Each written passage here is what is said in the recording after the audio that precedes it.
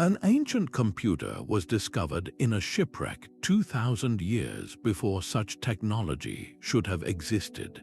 This is just one of 26 lost artifacts that hint at civilizations we never knew existed. By the end of this journey, you will see human history in a completely new light. We will uncover a map that accurately depicts a continent hidden under ice for millennia, and examine a manuscript written in a language that no one has ever been able to read. These objects are silent witnesses challenging the official story of our past. What does it mean for our world if the history we were taught is incomplete? The Antikythera Mechanism was not simply a clockwork curiosity. Pulled from a Roman-era shipwreck near the island of Antikythera, this corroded bronze artifact sat in a museum for decades before anyone understood its true significance. It was, in essence, a complex mechanical computer, a universe in a box. Its intricate system of precisely cut bronze gears, some with teeth finer than a grain of rice, could be turned by a hand crank to model the erratic motions of the heavens. It predicted lunar eclipses, tracked the cycles of the Olympic Games, and charted the positions of the sun, moon, and known planets with a precision that would not be matched for over 1,000 years. Historians like Dr. Alexander Jones point out that such a device implies a lost chapter in Hellenistic science. It was not the work of a lone genius tinkering in a workshop, but the product of a sophisticated technological tradition, one that understood advanced gearing principles and mathematical astronomy.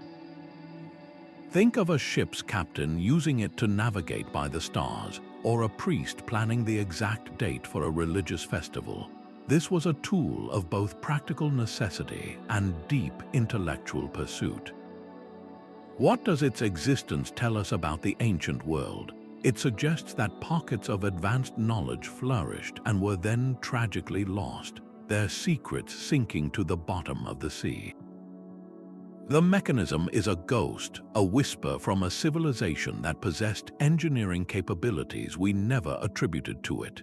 This single device forces us to reconsider the entire landscape of ancient innovation, a theme that echoes with our next artifact, one that challenges not just our understanding of technology, but of the entire globe. While a mechanical computer was modeling the cosmos in Greece, a different kind of knowledge might have been brewing in Mesopotamia. In the basement of the National Museum of Iraq sits a simple clay jar, a humble artifact known as the Baghdad Battery. It is an unassuming object, a terracotta pot about the size of a man's fist, sealed with an asphalt stopper, but its contents are what ignite the imagination. Inside, a carefully suspended iron rod is encased by a copper cylinder. If this jar were filled with an acidic liquid, something as common as vinegar or grape juice, it would cease to be a mere storage vessel. It would become a galvanic cell, capable of producing a small but measurable electric current. Electrochemists who have studied replicas confirm its viability. The acidic electrolyte would allow ions to flow between the two different metals, the copper and the iron, creating a potential difference of voltage. It is the exact same fundamental principle that powers the simple batteries you might have in a remote control today. The question that has baffled historians for decades is not whether it could generate electricity, but why. What purpose could this subtle, invisible power have served 2,000 years ago? One compelling theory suggests it was used for electroplating, for depositing a thin layer of gold onto silver objects. A small voltage is all that is needed for this process, and it would explain the existence of exquisitely gilded artifacts from the same period that show no signs of solder. Another, more speculative idea is that the mild electric shock was used in religious or medical practices. perhaps to create a tingling sensation to convince worshippers of a deity's presence.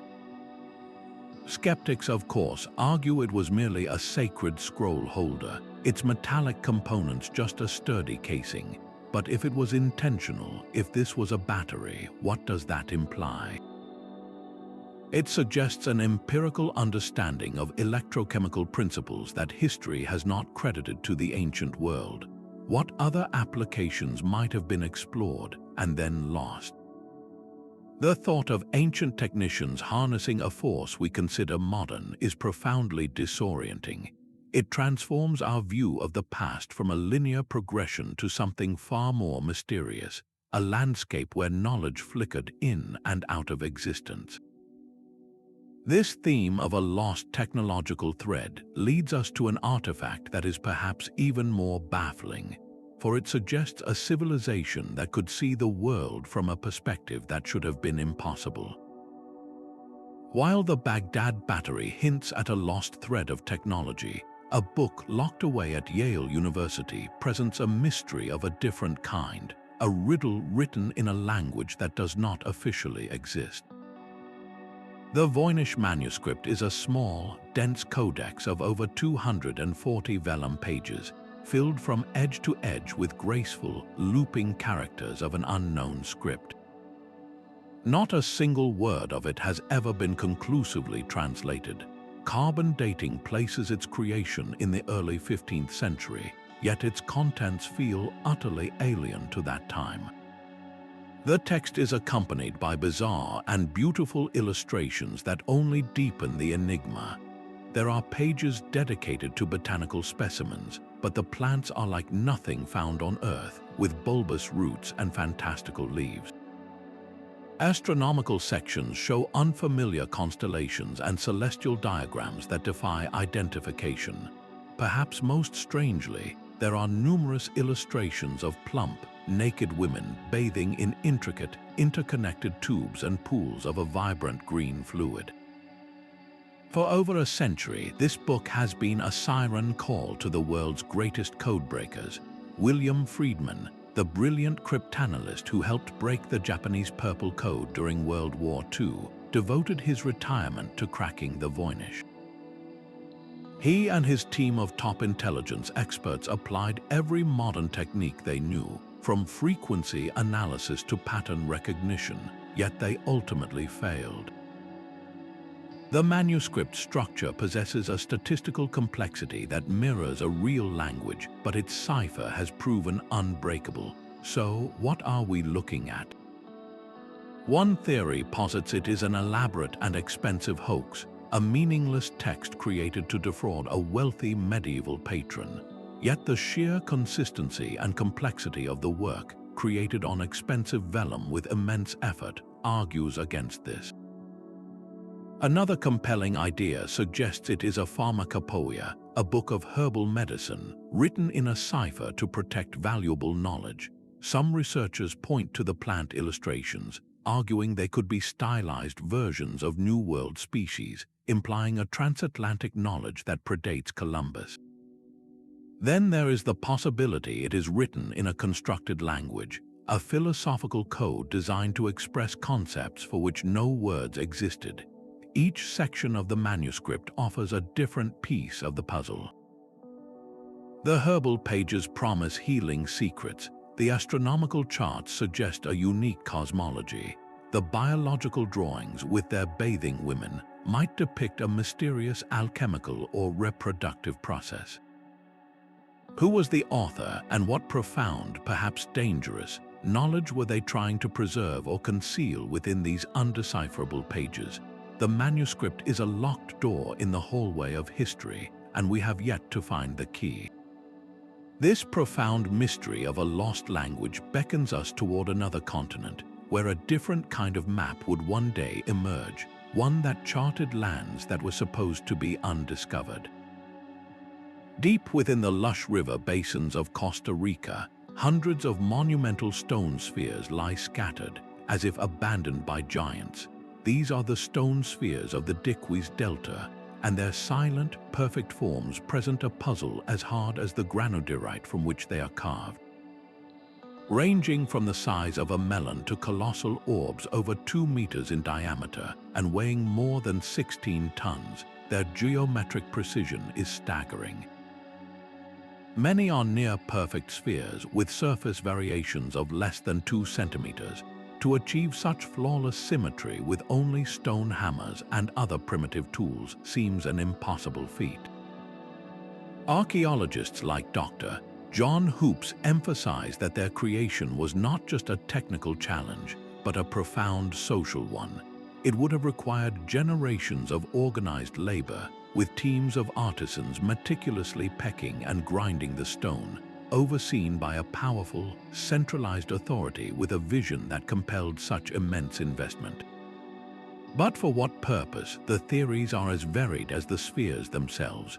Some believe they were astronomical markers, with specific groupings aligned to celestial events like the solstice sun. Others argue they were symbols of power and status, territorial markers for powerful chiefs, their size directly reflecting their owner's influence.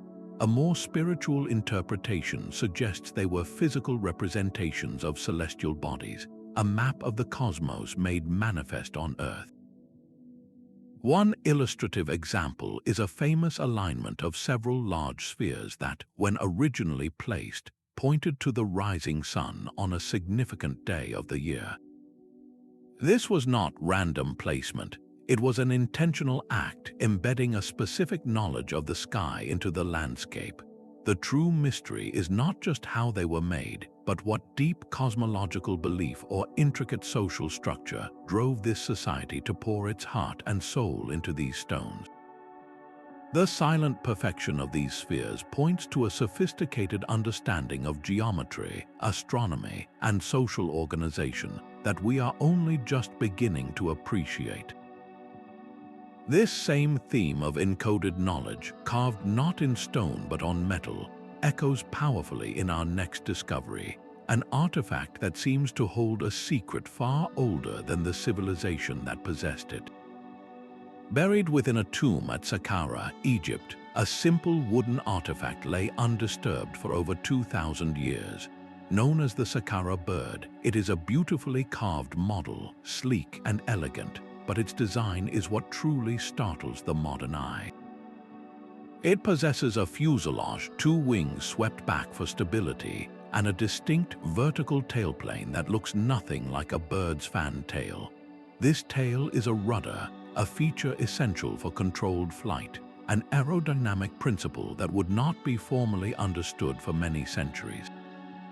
To an engineer, its form is immediately recognizable. It is not a bird, it is a glider. When aerodynamics experts like Simon Sanderson built and tested scale replicas of the Saqqara Bird, their findings were revelatory. Without any modifications, the model exhibited stable gliding characteristics. Its proportions, particularly the critical placement of that vertical tail, gave it lift and prevented it from spinning out of control. It was, by all accounts, a functional design. This discovery forces a difficult question. Was this mere coincidence, the result of a skilled artisan carving a toy that happened to look like an airplane? Or does it represent something far more profound, a fleeting grasp of aviation principles in ancient Egypt?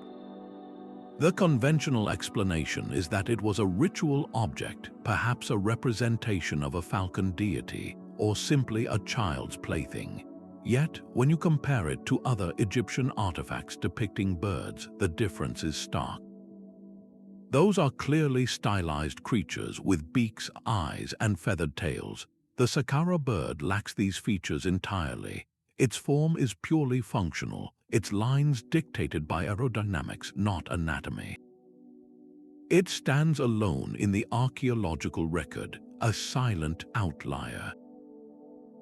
Could it have been a model based on a much larger, lost prototype?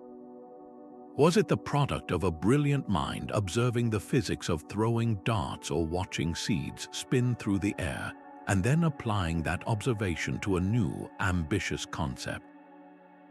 This small wooden object soars directly into the realm of possibility. forcing us to wonder if the spark of invention for human flight was kindled and then extinguished long before the Wright brothers ever left the ground. It is a tantalizing glimpse of a path not taken, a whisper of a technology that never was. And just as this artifact urges us to look to the skies, our next discovery pulls us deep beneath the earth, into a labyrinth of tunnels that holds a secret far older than any civilization we recognize. A hammer should not be found inside a stone. That is the simple, baffling truth of the London hammer. In 1936, a couple walking along a creek near London, Texas, noticed a curious piece of rock with a chunk of wood protruding from it. When they cracked it open, they found a full-sized iron hammerhead securely embedded within a solid concretion of rock. At first glance, it appears to be a perfectly ordinary tool from the 19th century, the kind a carpenter might have used. The profound paradox lies in the age of the rock that encased it. Geological analysis dates the stone concretion to the Cretaceous period, a time over 100 million years ago when dinosaurs roamed the earth. This creates an impossible contradiction. An artifact from a time before humans, let alone tool-making humans, should have existed. Geologists have a scientific explanation for this. They propose the process of concretion, where mineral-rich water can rapidly precipitate and harden around an object, essentially encasing it in a stone shell in a relatively short period, perhaps centuries rather than eons. In this scenario, the hammer could have been dropped or left behind a few hundred years ago, and the unique chemical conditions of the creek bed did the rest, fossilizing it with startling speed. Yet, even this explanation is fraught with difficulties. The concretion is exceptionally hard and solid, showing no signs of cavities or seams where a more recent object was incorporated. Furthermore, metallurgical analysis of the hammerhead itself revealed an unusual purity, with a distinct lack of the impurities typically found in modern manufactured iron, a characteristic that some researchers argue points to a more ancient, sophisticated forging technique. This single object forces us to confront the very framework of our past. If the geological dating is accurate, what kind of being was using a finely crafted iron hammer during the age of the dinosaurs? The mind reels at the possibilities. It echoes other so-called out-of-place artifacts, objects that seem to belong to a time or place where they simply should not be.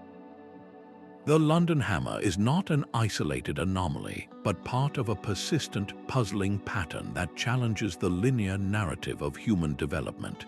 It is as if a single, impossible thread has been pulled, threatening to unravel the entire tapestry of history as we know it.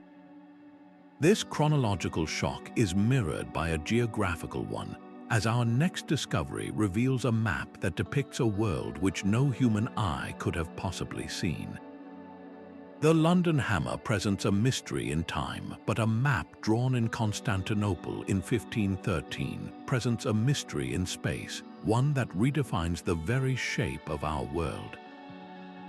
This is the Piri Reis Map, a fragment of a larger world chart compiled by the Ottoman admiral and cartographer Piri Reis. At first glance, it is a beautiful artifact of the age of exploration, showing the known coasts of Europe, Africa, and the newly discovered Americas. But look closer to the southern edge of the map, and you will find something that should not be there. There, drawn with startling clarity, is the northern coastline of a vast southern continent, a landmass we know today as Antarctica. The impossible detail is that this coastline is depicted free of its immense ice cap, a sheet that has entombed the continent for millions of years.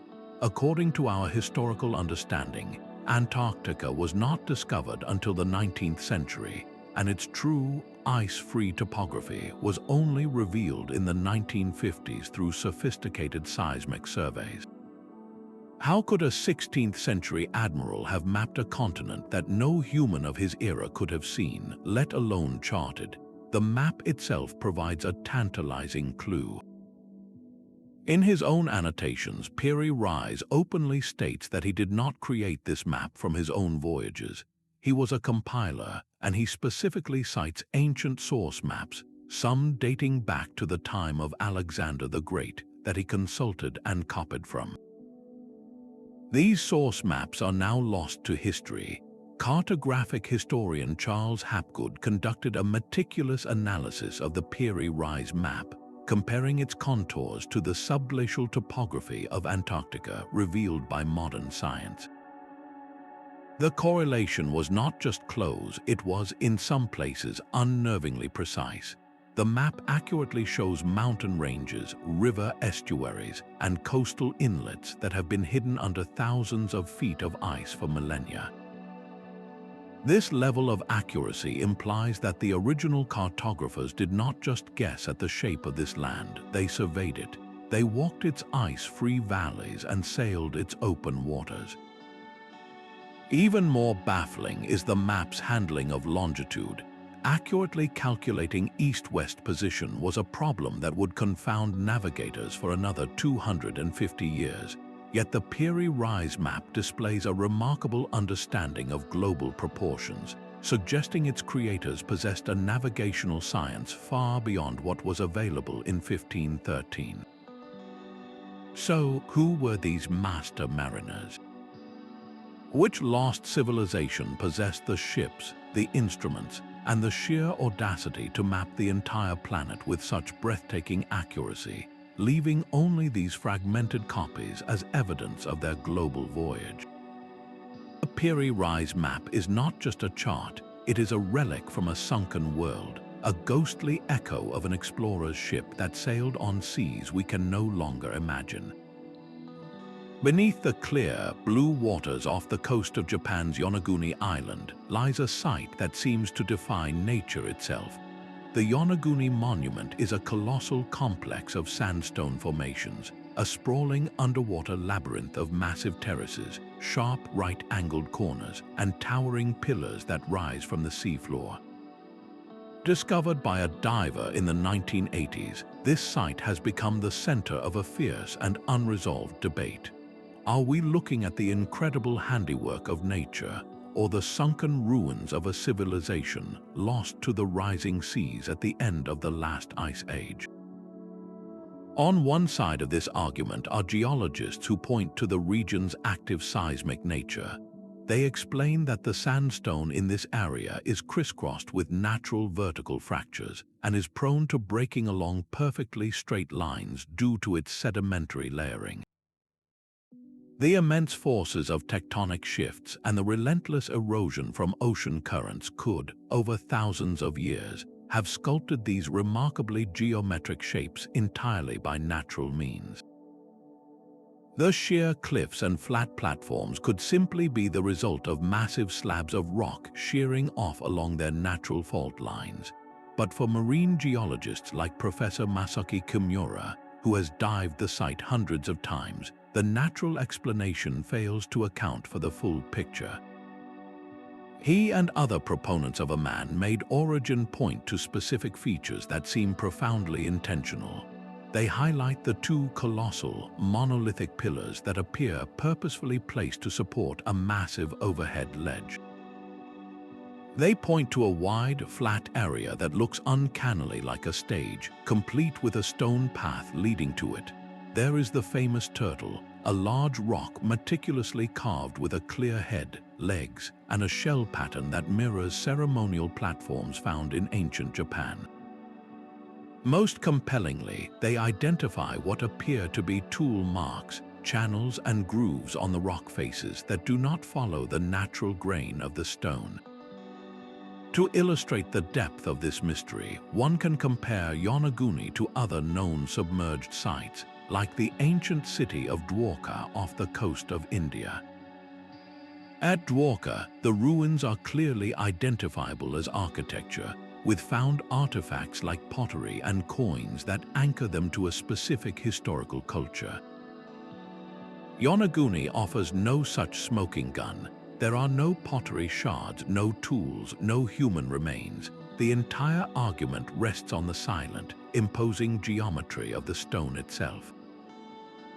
This forces us to ask a profound question. If this is natural, it is a masterpiece of geological coincidence. If it is artificial, what does that say about the people who built it? They would have had to construct this monumental site when sea levels were far lower, over 10,000 years ago, a time when mainstream history tells us humans were simple hunter-gatherers, incapable of such large-scale, sophisticated stonework.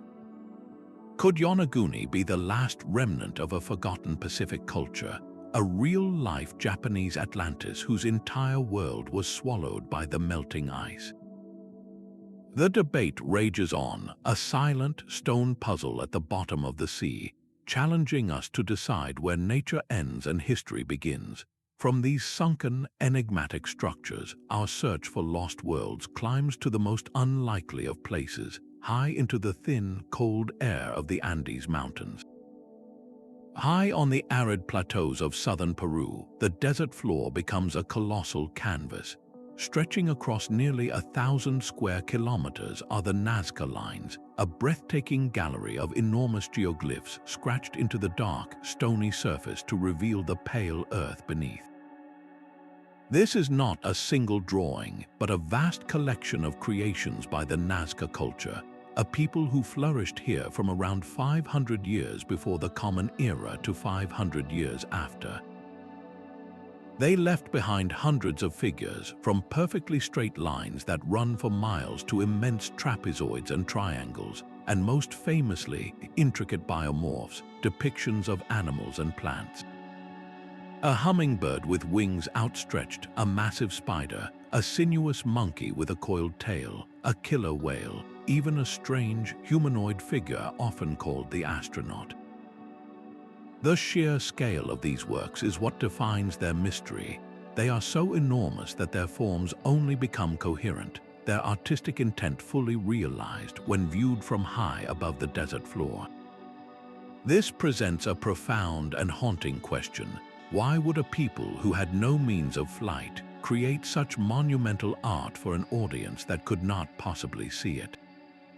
The German mathematician and archaeologist Maria Reich dedicated her entire life to this puzzle.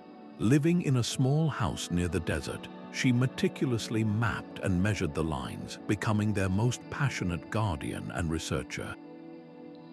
Her work, and that of many archaeologists since, has generated several compelling theories. One of the most prominent is an astronomical connection. Certain lines have been found to align with the rising and setting points of the sun during the solstices, and others may point toward important stars or constellations. In this view, the desert was a giant celestial calendar, a way to mark the passage of seasons and time, essential for an agricultural society in a harsh environment. Another theory suggests the lines were sacred pathways, walked during religious rituals. The long, straight lines and geometric shapes could have been processional routes, with the giant animal figures serving as spiritual symbols or clan totems. Given the extreme aridity of the region, a water cult theory is also powerfully compelling. Many of the trapezoids and lines point directly toward distant mountains, the source of precious water from aquifers, suggesting they were part of elaborate ceremonies to appease deities and ensure life-giving rainfall. To understand the lines, we must look at their two main categories. The biomorphs, the animal and plant figures, are concentrated in one area and display an incredible artistic sensibility. The monkey, for instance, is drawn with a single, unbroken line that loops and curves for hundreds of meters. Then there are the geometric geoglyphs, the vast trapezoids, rectangles, and straight lines that crisscross the landscape. These seem more functional, perhaps directing people toward ceremonial centers or marking astronomical sight lines. An illustrative example is the specific alignment of a major line with the winter solstice sunrise. On that one day, the sun would set precisely along the length of the line, transforming an abstract mark on the ground into a brilliant, sun-filled corridor. This was clearly intentional, a way of harnessing the power of the cosmos and embedding it into the very land they inhabited. So we return to the central, haunting question. Were these massive drawings intended for the gods, a form of communication with deities who resided in the sky above? Or does their visibility only from the air hint at something else entirely, a purpose we have yet to fully comprehend? The Nazca Lines are a prayer etched into the planet, a message written on a scale so grand its authors could never read it. They point insistently to the heavens, a terrestrial signal for a celestial recipient, a theme that resonates deeply with our next artifact, one that points not just to the sky, but to the specific, distant stars from which we may have originated.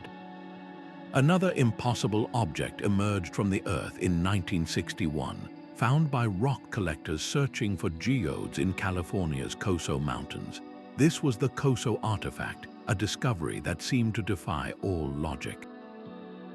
Inside what appeared to be a solid, ancient geode, they found the unmistakable remains of a modern mechanical device, a circular object with a metal core and a ceramic insulator, all encased within a hard, rocky shell. It looked exactly like a spark plug. The immediate, electrifying implication was that a piece of 20th century technology had somehow become sealed inside a rock formation that was, by all geological estimates, millions of years old. It was another London hammer, another stark challenge to our historical timeline. The mystery deepened when the object was X-rayed. The images revealed a precise metallic shaft, a spring-like component, and a hexagonal metal collar, all confirming its identity as a type of spark plug. The public imagination soared. Was this definitive proof of a prehistoric advanced civilization, one that possessed internal combustion engines long before our own recorded history? The answer, however, proved to be more complicated and ultimately grounded in a fascinating geological process. Experts who later examined the artifact concluded that the encasing stone was not a true geode, which forms over immense periods in volcanic rock. Instead, it was a concretion, a hard, compact mass that can form relatively quickly when mineral-rich water precipitates and cements around an object. In this case, the object was a champion spark plug from the early 1920s, likely lost or discarded by a miner or prospector in the area. The unique chemical conditions of the soil, rich in iron and manganese, caused these minerals to build up around the plug, encasing it in a thick, stone-like shell in a matter of decades, not millennia. The model of the spark plug itself was identified as a common type used in Ford Model T engines and early mining equipment, perfectly consistent with the region's history.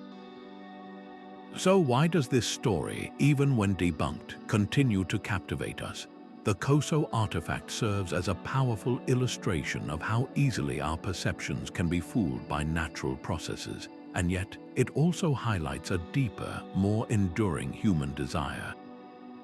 These out-of-place artifacts, regardless of their ultimate explanation, tap into a fundamental yearning to find evidence that our past is grander and more mysterious than the history books allow. They are physical manifestations of a question we cannot help but ask: what if we are not the first to walk this technological path? Even as a simple spark plug from the 1920s, this electrical relic connects to a profound theme of lost power, a thread that leads us to another object of immense and unexplained energy, one found not in a rocky shell, but within the sacred confines of an ancient temple. Deep within the crypt of the Hathor Temple at Dendera, Egypt, a stone relief carved into the wall presents an image that seems to leap from the pages of a modern science textbook. It shows a large, bulbous object, elongated and rounded at one end, nestled inside what looks like a protective container. Inside this bulb, a snake extends its body in a long, wavy line, its head touching the narrow end of the container. This entire assembly is connected by a thick cable to a box, upon which stands a two-armed figure, and the cable is supported by a distinct pillar. To the modern eye, the resemblance is uncanny. It looks exactly like a giant light bulb with the snake serving as the glowing filament. The immediate, electrifying interpretation is that the ancient Egyptians possessed and were depicting a form of electric lighting. This is the Dendera Light, and its meaning has sparked a debate that pits literal interpretation against deep mythological understanding.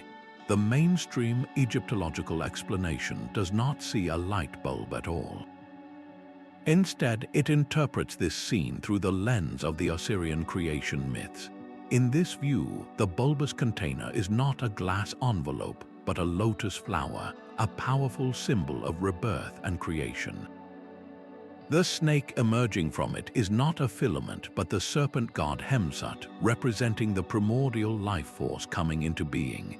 The pillar supporting the cable is the Jed pillar, a profound symbol of stability and the backbone of the god Osiris. The box is interpreted as the tomb of Osiris itself, and the entire scene is a symbolic depiction of the moment of creation, the spark of life emerging from the sacred lotus. Each element is meticulously coded with spiritual significance, telling a story of cosmic renewal, not technological function. To illustrate this, we can look at similar symbols across cultures. The concept of a serpent as a conduit for divine energy or life force is nearly universal, from the Caduceus in Greek mythology to the Kundalini serpent in Hindu tradition. The Dendera relief fits perfectly within this symbolic framework. It is a spiritual diagram, not an electrical schematic. Yet the question persists, fueled by the relief's startlingly precise visual parallel. Could this symbolic representation be a stylized echo of a real physical principle? Is it possible that the priests of Hathor, in their effort to describe the indescribable power of the divine, used the closest analogy they had for a contained, brilliant, and controlled energy, something that might have been witnessed in a secret ritual or a now-lost technological practice? The relief does not show a simple flower and a snake. It shows a contained system with a cable and a supporting pillar, elements that feel functional and architectural. This carved light, whether a metaphor for spiritual awakening or a literal diagram of a forgotten science, forces us to confront the line between ancient symbol and ancient reality. It invites us to consider whether our modern understanding of electricity is merely a rediscovery of a force that older civilizations knew by another name. While the Dendera Light invites us to see ancient symbols through a modern lens, another artifact pushes this reinterpretation to its absolute limit, a story so fantastic it challenges the very boundary between history and science fiction. In 1938, a Chinese archaeologist named Kai Pu-te is said to have discovered a series of burial caves in the remote Bayan Karaula Mountains. Inside, he reportedly found the skeletal remains of a strangely small-statured people, and alongside them, hundreds of mysterious stone discs, each with a hole in its center and a spiral groove leading from the edge to the center, covered in minuscule, barely visible hieroglyphics. These are the Dropa Stones, and the story that unfolded around them is one of the most controversial in all of alternative history. The narrative claims that decades later, a Russian scientist managed to translate the inscriptions, revealing an astonishing tale. The text allegedly described a spacecraft that crashed in the mountains thousands of years ago. Its occupants, the Dropa people, were unable to repair their vessel and were stranded on Earth, eventually integrating with the local human population. The small skeletons found in the cave were presented as the physical evidence of these alien visitors. This story, with its compelling mix of archaeology and extraterrestrial contact, spread like wildfire through popular books and television shows, capturing the public imagination. The problem, however, is the complete and total lack of verifiable evidence. The Dropa stones themselves have never been made available for examination by mainstream archaeologists or linguists. No museum in China or elsewhere claims to hold them. The original archaeological report by Kai Pu-te has never been found, and the Russian scientist who supposedly translated them remains a shadowy, unverified figure. The entire account is built entirely on second-hand retellings, with no physical artifacts to anchor it in reality. It functions much like other ancient astronaut theories, such as the idea that the Nazca Lines were landing strips for alien ships. These narratives fill the gaps in our understanding with a sense of cosmic wonder, offering a simple, dramatic answer to complex historical questions. They ask us to consider, what if the gods of ancient myth were not deities but visitors from the stars? The enduring power of the Dropa story reveals less about a lost alien civilization and more about our own deep-seated desire for connection to something greater. When faced with a truly enigmatic artifact or an unexplained historical mystery, the human mind instinctively weaves a narrative.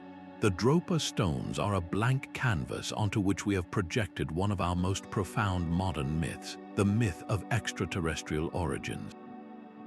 Why do these captivating stories emerge with such force? Perhaps they offer a comforting sense of destiny, a feeling that we are not alone in the universe, or that our history is part of a grander interstellar drama. They challenge our interpretation of the unexplained, forcing us to ask whether we are uncovering a forgotten truth or simply telling ourselves a story we desperately wish were true.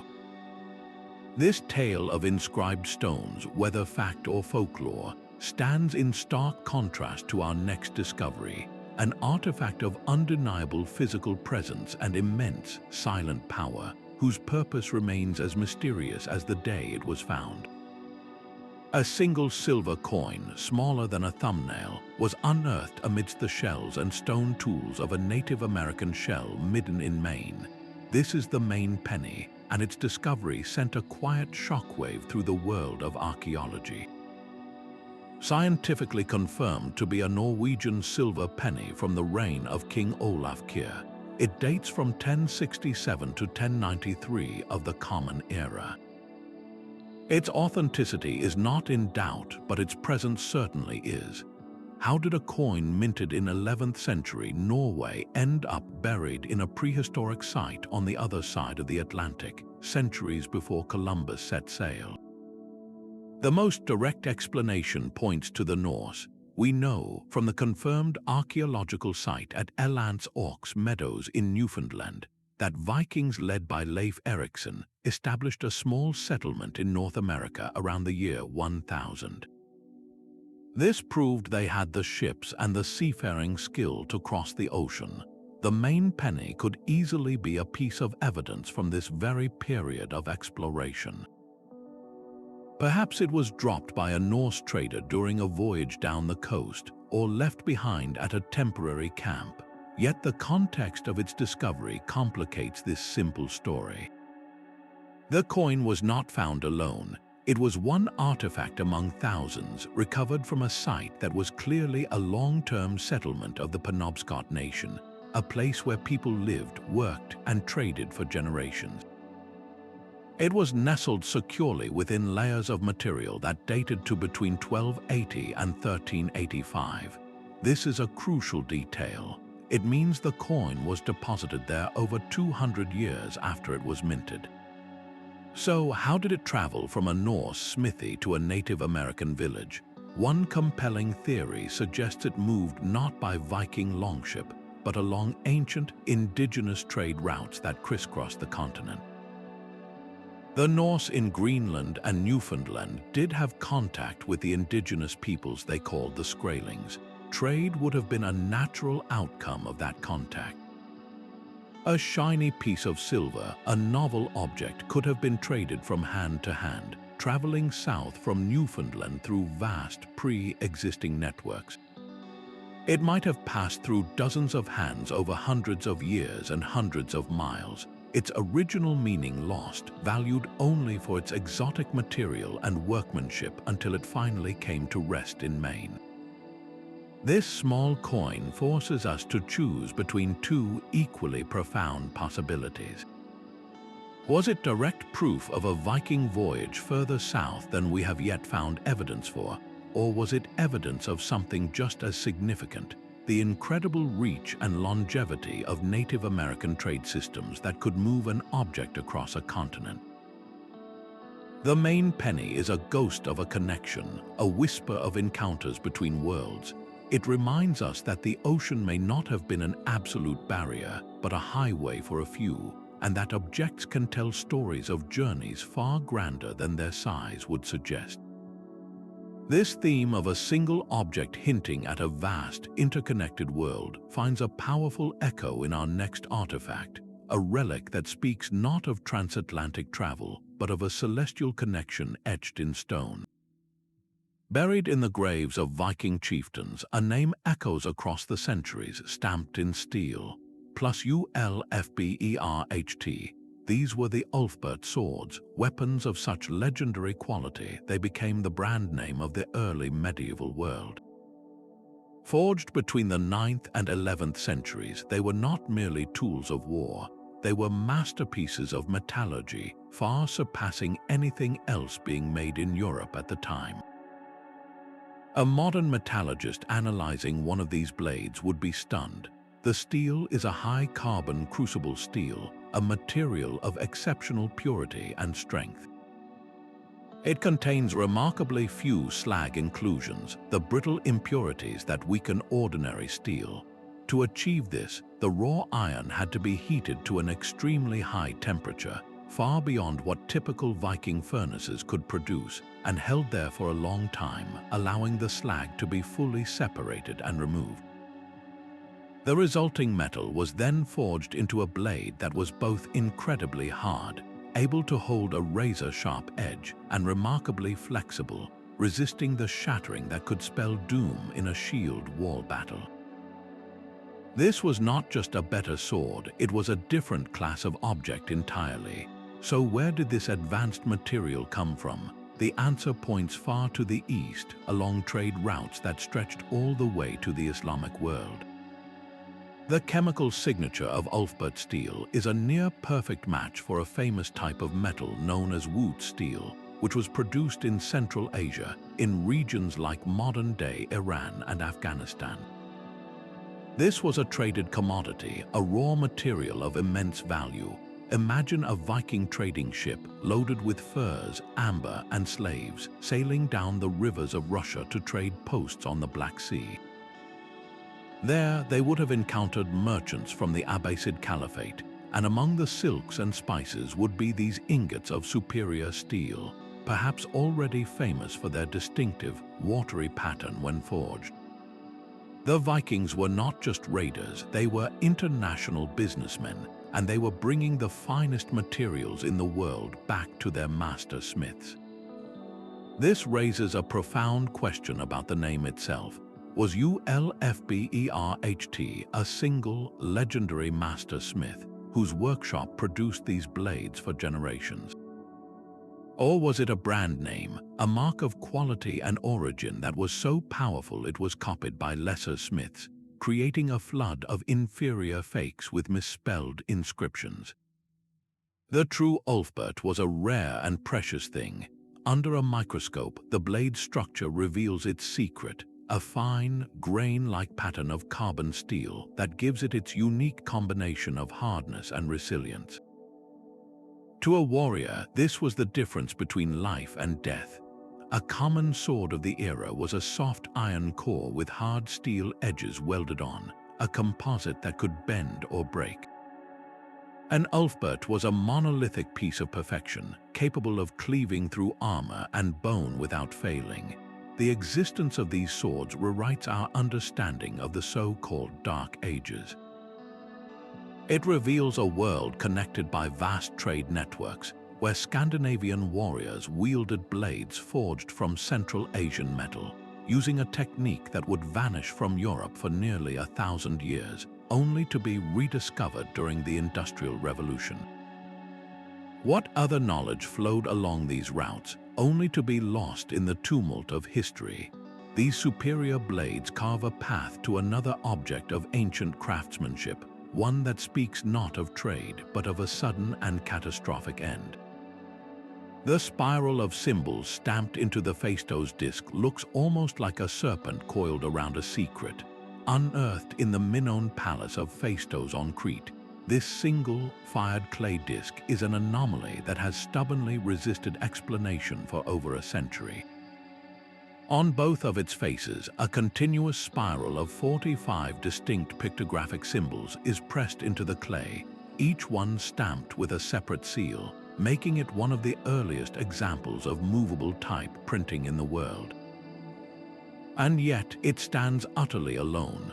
No other object bearing this script has ever been discovered, leaving this disc a solitary, unreadable sentence in a language with no other words. The symbols themselves are a miniature world of Minoan life, a cast of characters that includes a helmeted head, a captive with bound hands, a shield, a bee, a ship, and a variety of tools. But how these images form words, let alone a coherent message, remains the central mystery. Scholars have filled libraries with attempts at a solution. Some believe the spiral is a prayer or a hymn to a goddess, a sacred text meant for ritual use. Others argue it is a narrative, a royal proclamation, or a piece of epic poetry stamped for permanence. A more mundane theory suggests it was a board for a ceremonial game, its spiral path a journey for pieces to travel. The very method of its creation deepens the puzzle. Why would a civilization develop a system of reusable type, a revolutionary idea, and then use it only once? To understand the depth of this enigma, we can look at its cousins, the other Minoan scripts. Linear A, used for palace administration, also remains largely undeciphered, a ghost language. Its successor on the Greek mainland, Linear B, was finally cracked in the 1950s, revealing it to be an early form of Greek used for inventories and records.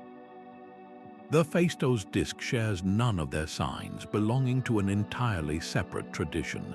This forces a haunting question.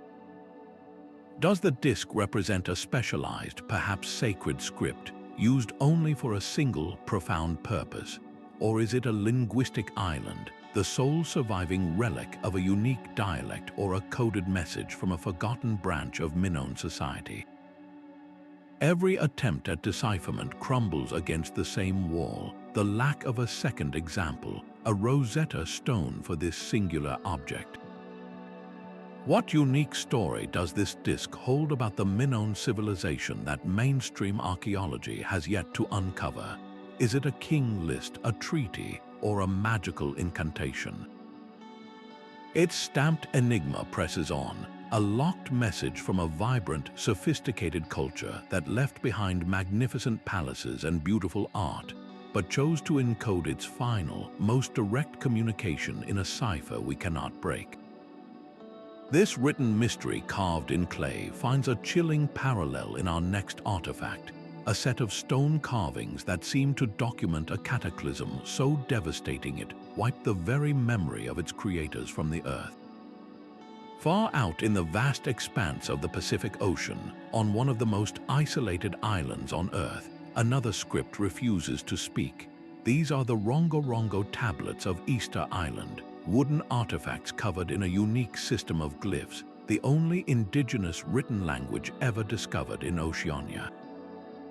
The glyphs themselves are a beautiful and cryptic gallery, carved in alternating directions in a method called reverse boustrophedon. You see intricate anthropomorphic figures with staring eyes, forms that resemble frigate birds and tuna fish, strange plants, and a variety of geometric shapes like crescents and chevrons. This was not simple picture writing, but a complex and organized system, a true script born in total isolation. The existence of such a sophisticated written language on this tiny, remote island is a profound puzzle in itself. It points to a culture with a powerful intellectual and ritual life, one that felt the need to record its most important knowledge permanently. Linguists who have studied the tablets, such as Dr. Stephen Fisher, suggest that Rongorongo is likely a form of proto-writing. This means it probably was not used to write everyday speech, but to record sacred information, to act as a mnemonic device for priests to recall elaborate genealogies, creation chants, or navigational lore. The tragedy is that the key to this knowledge was violently severed in the 1860s, when Peruvian slave raiders carried off the island's king and its wise men, the ones who could read the script. With them died the living tradition. The few surviving tablets, only about 24 in number, became silent orphans. Attempts to link Rongorongo to other scripts, like the Indus Valley script or even a hypothetical Polynesian origin, have all failed spectacularly. The language is a true isolate, a linguistic island on a physical island. An illustrative example of its potential meaning lies in one of the most common glyphs, a stooped figure with its head tilted back. Some researchers see a direct connection to the island's famous Moai statues, interpreting this glyph as a representation of the ritual posture used to erect the colossal stone figures. If this is true, then the tablets could very well contain the engineering secrets and the spiritual incantations that brought those giants to life. What epic stories of the great migration across the open ocean, what prayers to the gods for fertility, what lamentations for a collapsing ecosystem are held within these grooves. The Rongorongo Tablets are a library of a lost world, its books forever closed, a testament to a unique human intellect that flourished in solitude before being silenced.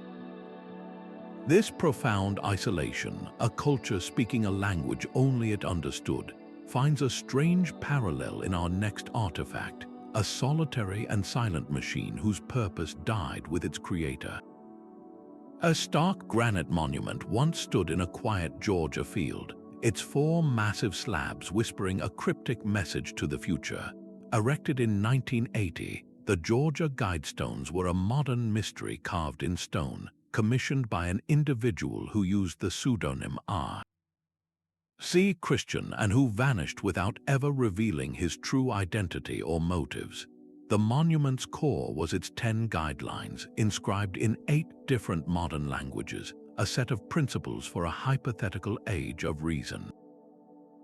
These directives were startling in their scope and ambition, calling for a global population of 500 million to maintain a balance with nature, for the guidance of reproduction to improve fitness and diversity, and for the resolution of international disputes in a world court.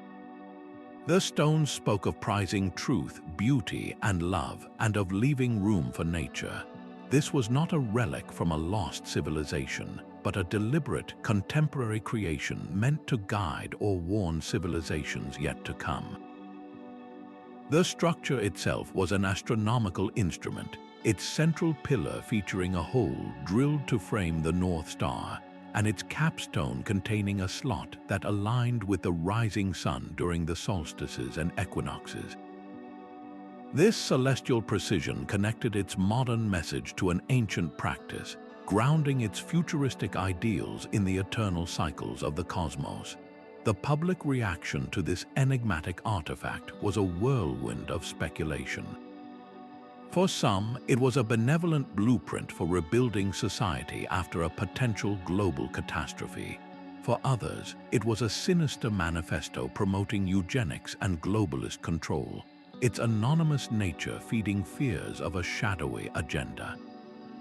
This range of interpretations reveals more about our own anxieties and hopes than it does about the Creator's intent.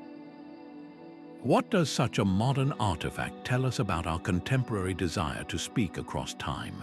It shows that the impulse to leave a message for the future, to try and shape a world we will never see, is as powerful today as it was for the builders of pyramids or the carvers of runes. The Georgia Guidestones were recently destroyed, their physical form shattered, yet their controversial message persists in photographs and memory, a testament to the enduring power of a whispered idea. This modern attempt to cast a message into the future leads us to consider a far older artifact, one that seems to capture a moment of celestial terror frozen in stone for millennia. From the cryptic whispers of the Georgia Guidestones, we journey to a dusty Peruvian cabinet of curiosities, where a set of stones presents a challenge so bold it seems ripped from the pages of a fantasy novel. The Ica Stones are a collection of thousands of andesite rocks, each meticulously carved with scenes that defy the very foundation of our historical and biological understanding. On their dark, polished surfaces, human figures are shown living in direct contact with dinosaurs, not as prey, but as contemporaries. One famous example depicts a man riding confidently on the back of a triceratops, as if it were a domesticated beast of burden. Other stones show what appear to be advanced medical procedures, with figures using tools to perform heart surgery and even cesarean sections, while others gaze through devices that look unmistakably like telescopes. These images are a direct visual assault on the established timeline of life on Earth, where dinosaurs and humans are separated by 65 million years. Mainstream archaeology and paleontology have universally dismissed the stones as an elaborate modern hoax. The style of the carvings themselves is a key piece of evidence. The lines are sharp and fresh, lacking the patina and where that would be expected on ancient artifacts. More damningly, in the 1970s, a farmer named Basilio Ashuya admitted to creating and carving many of the stones himself, using a dental drill and then aging them by baking them in cow dung. He stated he produced them for sale to tourists, inspired by popular comic books and magazines. Proponents of their authenticity, however, argue that not all stones can be so easily explained. They point to the sheer volume of the collection and the consistency of the artistic style across thousands of stones, suggesting a coordinated effort beyond a single farmer's capacity. They question whether the confession was coerced or given to protect the true source of the stones from government confiscation. Yet, the scientific evidence is overwhelming. The depictions of dinosaurs are clearly modeled on 20th century reconstructions, complete with postures and features that we now know are inaccurate, such as lumbering, tail-dragging brontosaurs, a vision of dinosaurs that was popular in the mid-1900s but has since been revised. Why, then, do these controversial carvings continue to captivate us so intensely? They tap into a deep-seated human desire for the world to be more mysterious than it appears, for history to contain grand, hidden chapters. Even when faced with a rational explanation and a direct confession, the allure of the impossible narrative persists. The Ica Stones are a Rorschach test for our willingness to believe, pushing the boundaries of credulity and forcing us to confront our own fascination with ideas that overturn everything we think we know. This profound tension between a compelling story and concrete evidence finds a powerful echo in our next discovery, an artifact whose own authenticity has been the subject of a fierce and enduring battle. A slab of greywacke stone pulled from the roots of a Minnesota poplar tree in 1898 carries a message that has divided experts for over a century. This is the Kensington Runestone, and its runic inscription tells a harrowing tale of Norse explorers deep in the North American interior, dated to the year 1362. The text describes a party of 30 Goths and 22 Norwegians on a voyage from Vinland, who made camp by two skerries or rocky islands, one day's journey to the north. It concludes with a stark tragedy, 10 men red with blood and dead, a massacre that left the rest stranded and fearful. If this account is genuine, it would rewrite the history of transatlantic contact, placing Scandinavian travelers in the American Midwest over 130 years before Columbus.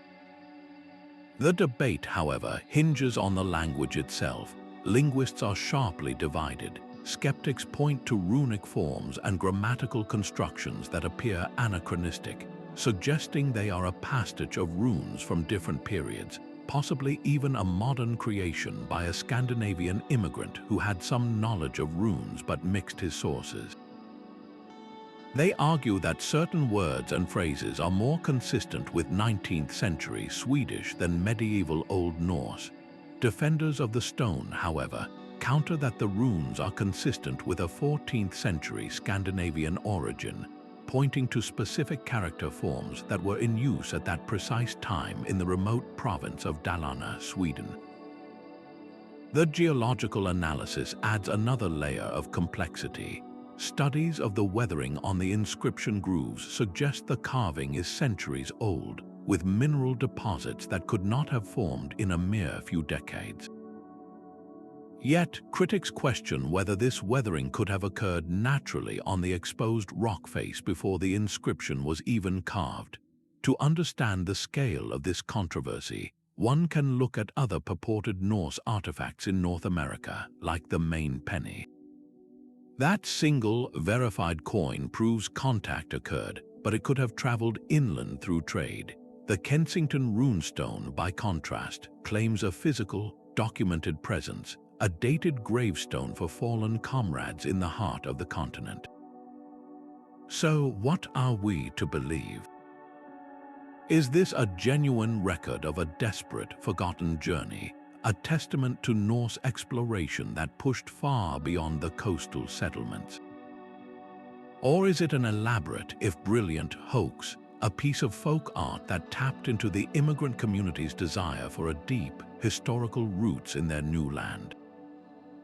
The stone's runic message, whether a true cry from the past or a clever forgery, forces us to confront the tantalizing possibility that the map of pre-Columbian America was far more complex and interconnected than we ever suspected. This story of a contested journey carved in stone finds its echo in the vast Pacific, where a different kind of stone structure hides a secret of its own. The silent, stoic moai of Easter Island are famous, but their story is incomplete without their crowning glory, the massive red stone cylinders known as pukao. These were not hats in the modern sense, but representations of the topknots of hair worn by chieftains, a potent symbol of status and mana, or spiritual power. The engineering challenge they represent is staggering. After carving and erecting a multi-ton moai, the Rapa Nui people then had to quarry these pukao from a separate volcano, transport them miles across the island, and then lift them onto the heads of statues that could be over 30 feet tall. The largest of these red scoria stones weighs as much as 12 tons. How did a society with no metal, no wheels, and no large animals achieve this? Archaeologists have proposed several ingenious methods. One leading theory involves the construction of a large, earthen ramp that spiraled up the back of the already erected moai. Teams of workers could then haul the pukao up this ramp using ropes, perhaps with log rollers underneath, until it was carefully maneuvered into its final position on the statue's head. Another compelling technique is called parbuckling, a method used even today to upright heavy objects. In this scenario, the pukao would be positioned at the base of a ramp. A long rope would be looped around it, with two teams pulling on the ends, effectively rolling the massive cylinder up the inclined plane with controlled, incremental force. Once at the top, levers and a final coordinated push would set it in place. Experimental archaeology has tried to replicate this, demonstrating that with enough coordinated human effort and a clever understanding of physics, it was indeed possible. But the success of this entire endeavor speaks to something far deeper than brute strength. It reveals a society with incredible social cohesion and a shared, unwavering belief. The labor required was monumental, not just for the Pucao, but for the Moai themselves. It demanded that hundreds of people work in concert for a common spiritual and social goal, overseen by a powerful, organized chief or priestly class. What does this tell us about the Rapa Nui? Their ingenuity was not in complex machinery, but in their masterful application of simple principles, leverage, friction, and teamwork, all driven by a cultural imperative that compelled them to literally move mountains. This achievement in megalithic engineering stands tall, a testament to a people who transformed their entire island into a sacred landscape, a theme of monumental construction that echoes powerfully in our next discovery, where the stones themselves seem to carry an electrical charge. The sheer ambition of Göbekli Tepe shatters our most fundamental assumptions about the Neolithic world. Nestled on a barren hilltop in southeastern Turkey, this sprawling complex of stone circles is not the work of a settled, farming society, but of hunter-gatherers. Its oldest layers date back to an astonishing 9,600 years before the Common Era, a full 6 millennia before Stonehenge, and 5,000 years before the first cities of Mesopotamia. Here, nomadic peoples who supposedly lived hand-to-mouth erected a sanctuary of breathtaking scale and sophistication. They quarried, shaped, and raised massive limestone pillars, some weighing over 20 tons and standing nearly 20 feet tall. Each pillar was carved into a distinct T-shape, and many were adorned with exquisite, deep-cut reliefs of animals. Foxes, snakes, scorpions, wild boars, and cranes swarm across the stone surfaces, a menagerie frozen in time. The lead archaeologist, Klaus Schmidt, argued that this was not a village or a fortress, but the world's first temple, a ritual center that drew people from across the region. Its existence turns the traditional narrative of human progress on its head.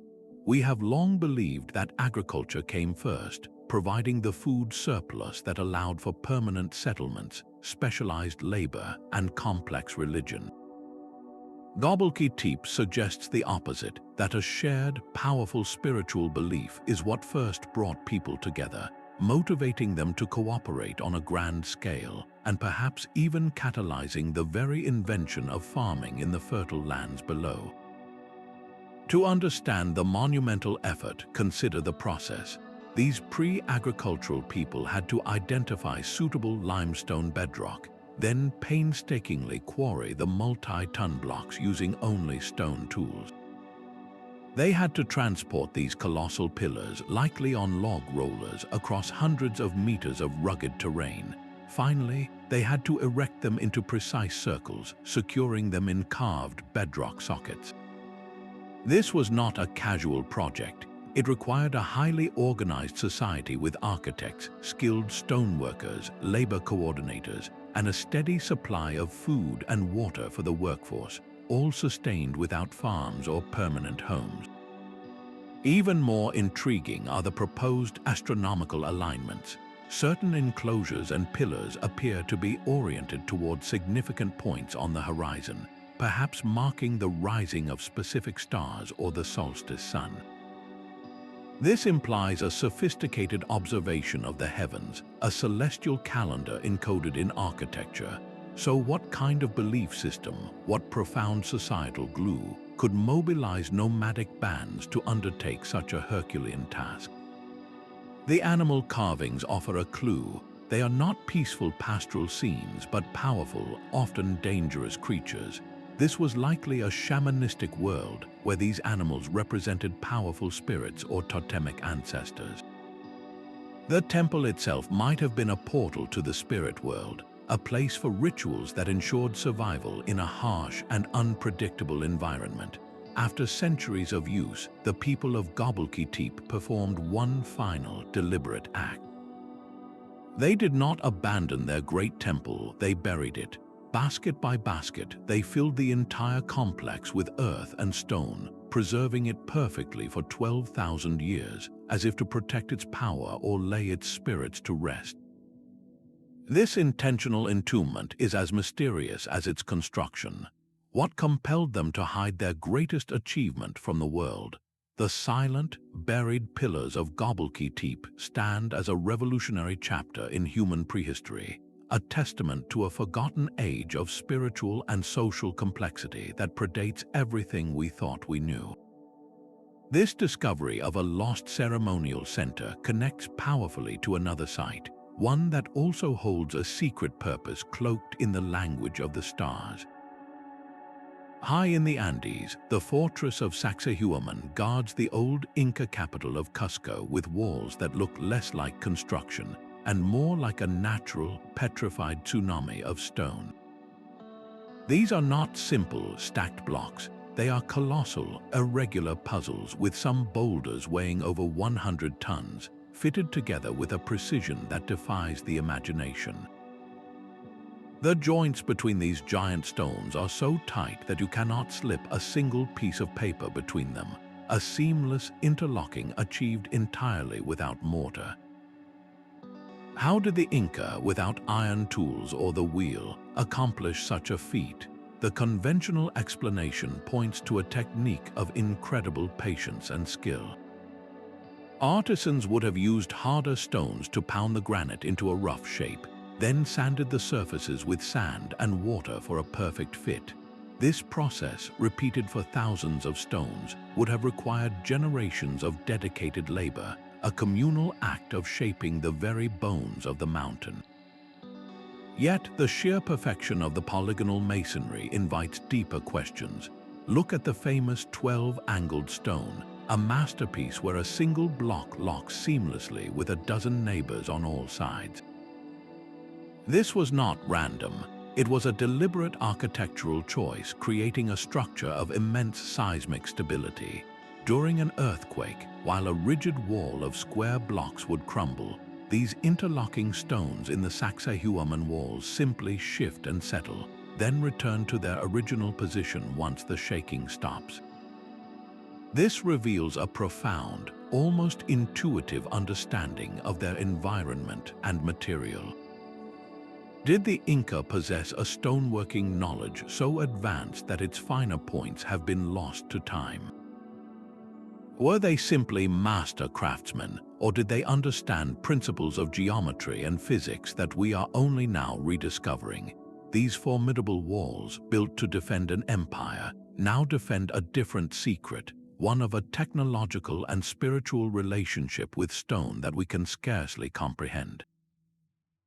The sheer scale of this communal effort shifts our focus from the monumental to the intimately personal, to a single object that connected an individual to the cosmos.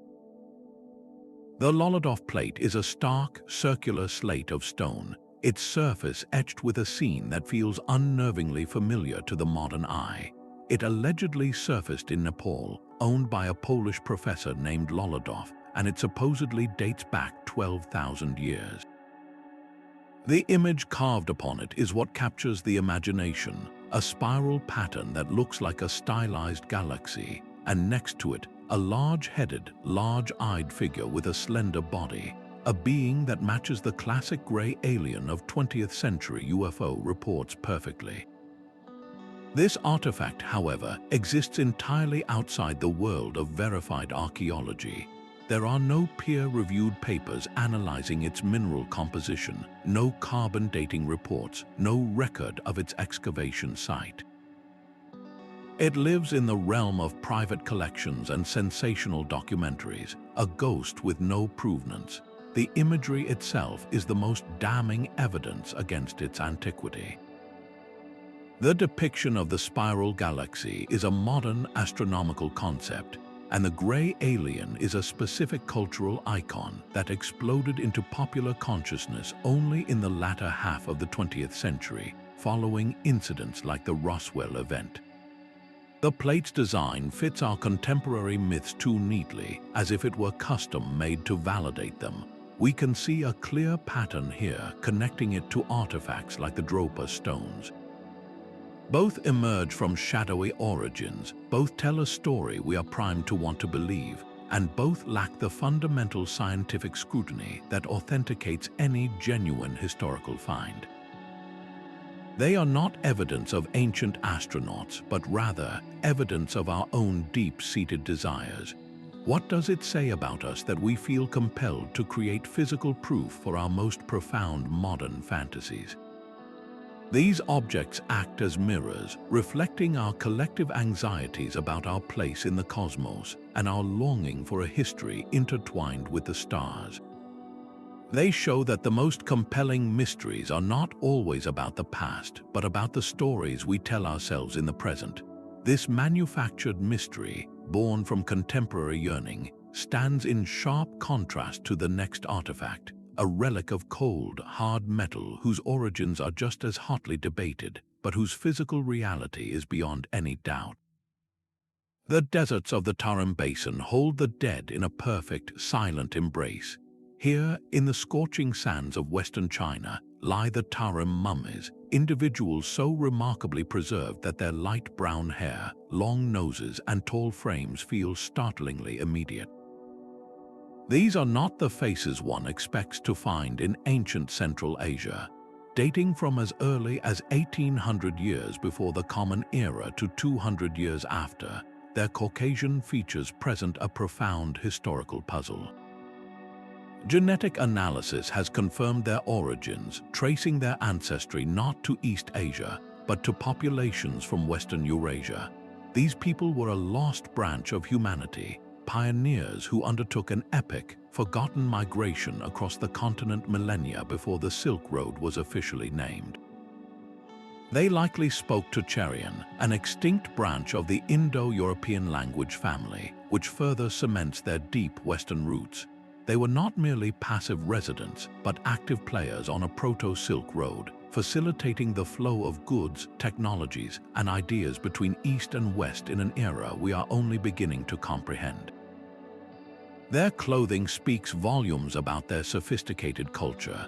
They were buried in brilliantly colored textiles, including woolen fabrics woven in a twill pattern that bears a striking resemblance to Celtic tartans found in Europe.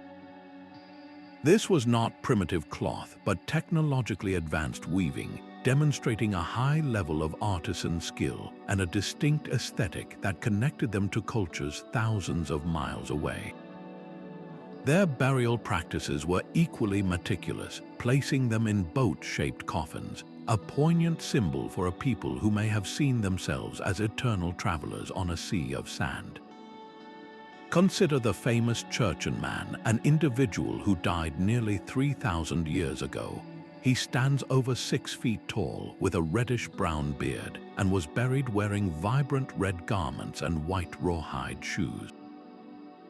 His physical presence is so commanding and so clearly Western that he shatters any simple narrative of isolated ancient China. Then there is the beauty of Lulan, a woman with long, flowing light brown hair, delicate features, and fine, high cheekbones, discovered with a finely woven winnowing basket by her head. She feels not like a distant artifact, but a person, her life frozen in time. How extensive were these cultural exchanges and migrations in the Bronze Age? What entire civilizations with their own languages, stories, and technologies have been utterly erased, leaving only these preserved individuals to whisper their secrets from the dunes? These mummies are more than historical curiosities. They are guides pointing to a lost world of interconnectivity, their silent journeys across the desert paving the way for our next discovery, an artifact that sought to map not the earth but the heavens themselves. Buried in the forest of Mittelberg Hill in Germany for over 3,600 years, a bronze disc offered a vision of the heavens that no one expected from Bronze Age Europe. Known as the Nebra Sky Disc, it is the oldest known realistic representation of the cosmos anywhere in the world. Its surface is a field of deep blue-green patina, inlaid with shimmering gold symbols that are not random decorations but a precise celestial map.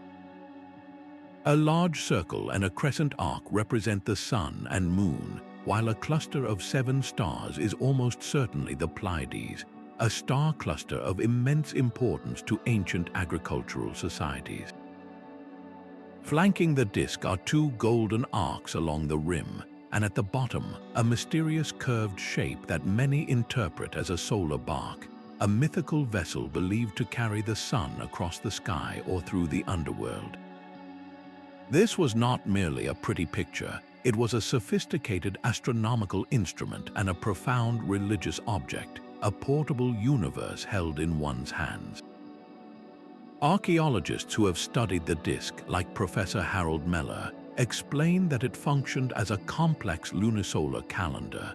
The fundamental challenge for any ancient farmer or priest was reconciling the lunar year based on the phases of the moon with the solar year, which governs the seasons.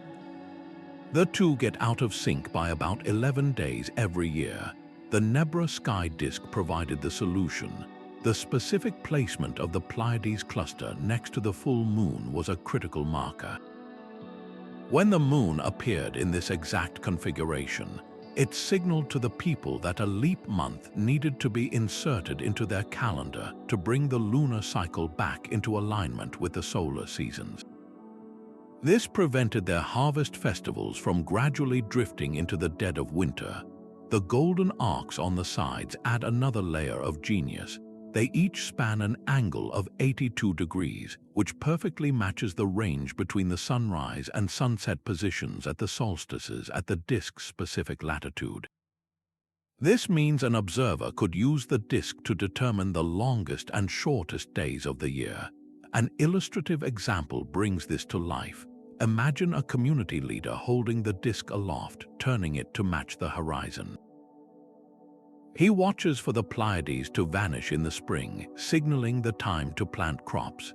Months later, he uses the solstice arc to confirm the sun has reached its northernmost point, the signal for the midsummer festival. Then, in the autumn, he sees the Pleiades reappear in the dawn sky, telling him the harvest must begin.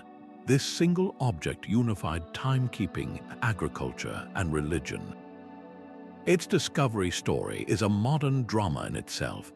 It was not found by archaeologists, but by looters using metal detectors in 1999. They damaged the disk with their shovels before selling it on the black market.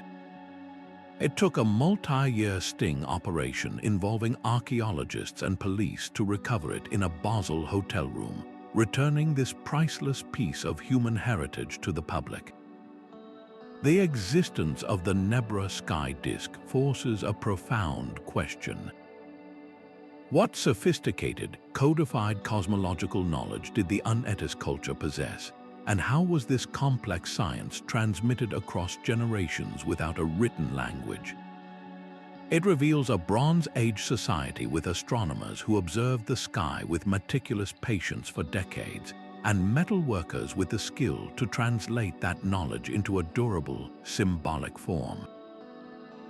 This ancient map of the heavens, a tool for harmonizing human life with the cosmic order, connects us to our final artifact, one that offers no such clear answers, a relic of pure, unadulterated mystery. A single piece of linen cloth has ignited a firestorm of debate that has raged for centuries, a controversy that pits faith against science in a battle for history's most contested relic. The Shroud of Turin appears to bear the faint, ghostly image of a crucified man, complete with wounds that correspond eerily with the biblical accounts of the Passion of Jesus Christ. For millions of the faithful, it is a sacred icon, a tangible connection to the divine. For scientists, it is one of the most perplexing puzzles ever encountered. The core of the mystery lies in how this image was formed. It is not painted. There are no brushstrokes, no pigments, no outlines. The coloration resides only on the very topmost microfibers of the linen threads, a phenomenon that has defied all attempts at replication. One theory suggests a natural chemical reaction, a release of energy from a body that somehow seared this negative image onto the cloth, a process akin to a scorch. Others have proposed it was created through a medieval proto-photographic technique, using a camera obscura and silver compounds to project an image. Yet neither of these explanations fully accounts for the image's unique properties, particularly its three-dimensional encoded information. When a scientist named John Jackson analyzed the shroud using a VP8 image analyzer, a device developed for NASA, he made a startling discovery. The varying intensity of the image on the cloth corresponds perfectly to the distance a cloth would drape over a three-dimensional body. The nose is brighter and more defined, while the eye sockets are darker and recessed. This is not something any medieval artist would have known how to encode, nor does any known natural process explain it. The bloodstains add another layer of complexity. They are composed of real human blood, type AB, and they flowed in anatomically precise paths, congealing on the cloth before the image was formed. The weave of the cloth itself, a complex herringbone twill, is consistent with textiles from the 1st century Middle East, not medieval Europe. And then there is the pollen. Palynologist Max Frey identified pollen grains embedded in the shroud that are specific to plants found only in the region around Jerusalem. All of this evidence points toward an ancient Middle Eastern origin. Yet, in 1988, radiocarbon dating performed by 3 separate laboratories dated samples from the shroud to between 1260 and 1390. The medieval period. This finding was presented as definitive proof of a forgery, but the debate did not end. Critics of the carbon dating argue the sample was taken from a medieval patch, a section rewoven by nuns after a fire, and that the fire itself, along with centuries of handling and bacterial contamination, could have skewed the results. The scientific community remains starkly divided, with each new investigation producing conflicting data. An illustrative example is the ongoing work of the Shroud of Turin Research Project, or STURP. This team of American scientists, granted direct access in 1978, concluded that the image was not the product of an artist and that the science could not explain how it was made. They left the mystery unsolved, so we are left with an impossible object, a relic that simultaneously belongs to 2 different eras. Regardless of its ultimate origin, why does this artifact hold such profound power over us? It is the ultimate fusion of faith and reason, a physical object that dares to give form to one of history's greatest spiritual narratives. It challenges the believer to confront scientific skepticism and the skeptic to confront an unexplained phenomenon. The shroud does not offer answers. Instead, it embodies the deepest human quest, the yearning to find meaning, proof, and connection in the silent, enigmatic remnants of the past. These 26 artifacts, scattered across continents and millennia, begin to form a pattern when viewed from a distance. They are not isolated curiosities, but individual pieces of a vast, fragmented mosaic. The recurring motifs are impossible to ignore. Advanced astronomical knowledge etched into the Nebra Sky Disc and encoded at Göbekli Tepe, sophisticated engineering in the polygonal walls of Sacsayhuamán, and the crucible steel of the Ulfberht Swords, and the haunting presence of languages we can no longer hear in the Rongorongo Tablets and the Phaistos Disc. Perhaps most compelling are the threads of global interconnection, the Norwegian coin in a Native American midden, the Central Asian stele in a Viking grave, and the Ottoman map drawn from ancient sources charting an ice-free continent. Historians of science who study these patterns often suggest that human progress is not a straight, ascending line. Instead, it may be a series of cycles where knowledge flourishes in a civilization, only to be lost in a cataclysm of war, famine, or environmental collapse, forcing humanity to rediscover it centuries or even millennia later. Consider the polygonal masonry of Sacsayhuamán.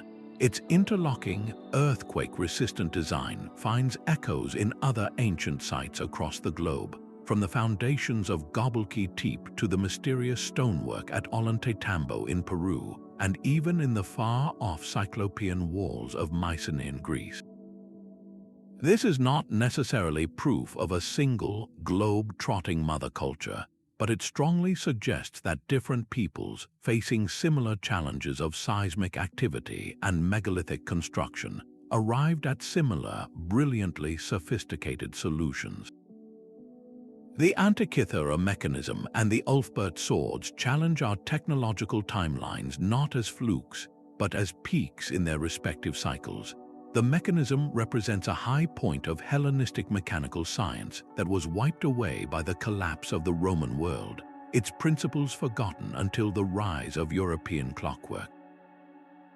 The Ulfberht Swords showcase a metallurgical art that flowed along trade routes, a secret of purifying steel that was lost when those networks fractured, only to be reinvented during the Industrial Revolution. Similarly, the Piri Reis Map and the Maine Penny hint at exploration and contact that our historical narratives have overlooked. They suggest a world where oceans were not absolute barriers, but potential highways for a handful of daring voyagers, and where objects could travel across continents through intricate, long-forgotten trade webs, carrying with them not just goods, but slivers of knowledge and culture. So what does this collective evidence truly suggest?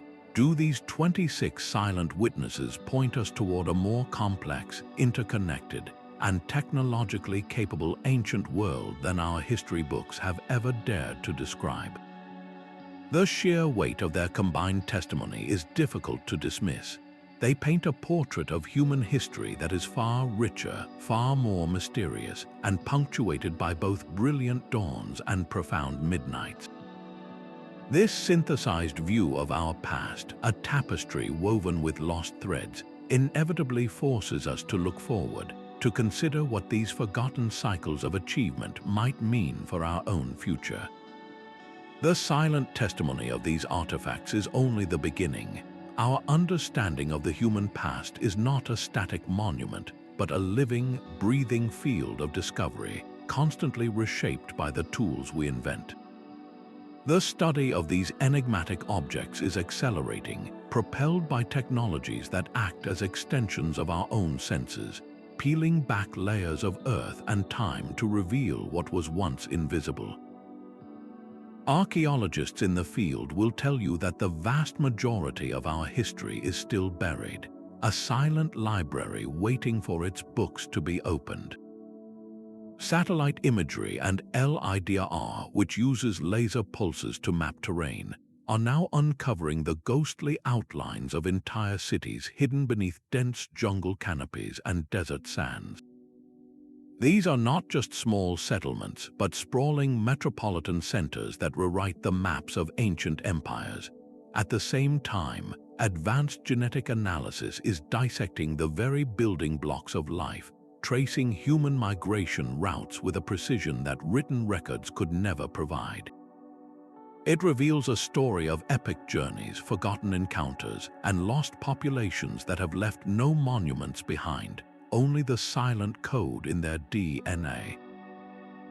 Consider the ongoing excavations at Göbekli Tepe itself, where each new season of digging reveals more of its staggering complexity, suggesting it was part of a much larger ritual landscape we are only just beginning to comprehend.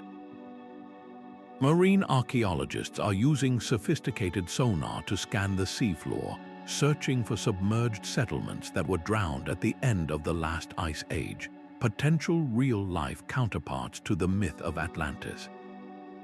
And in a stunning fusion of particle physics and archaeology, researchers are now using muon tomography, a technique that uses cosmic rays to see through solid rock, to search for hidden chambers within the Great Pyramid of Giza, a structure that has guarded its secrets for millennia. These are not the tools of science fiction, they are the active instruments of a new historical revolution. As our technological gaze sharpens, what other lost chapters of the human story will come into focus? Will we uncover the civilization that first mapped an ice-free Antarctica, or find the library that holds the key to the Voynich Manuscript? Each new discovery has the potential to shatter a paradigm, forcing us to rethink the entire narrative of who we are and where we came from. The quest is far from over. It is just entering its most exciting phase. From the intricate gears of the Antikythera Mechanism to the enigmatic image on the Shroud of Turin, these 26 artifacts are far more than simple museum pieces. They are profound challenges, silent questions posed to the official story of our past. Each one, in its own way, suggests that human history is not a straight, clean line of progress from primitive to advanced. Instead, it appears as a complex, tangled tapestry, one where brilliant colors and intricate patterns have been lost to time, leaving us with only fragments to decipher. The overarching lesson they teach is not one of certainty, but of humility. We are forced to accept that our current knowledge of the past is incomplete, a work in progress that is constantly being revised with every new discovery. This is not a weakness, but the very essence of exploration. Let us carry forward the relentless curiosity that these objects inspire. Let them compel us to question the established narratives, to look deeper into the shadows of history, and to remain open to the staggering possibilities that the Earth still holds within its soil and beneath its waves. What other secrets are buried, waiting only for a curious mind and a sharp eye to uncover them? We would love to hear which of these artifacts you find most compelling.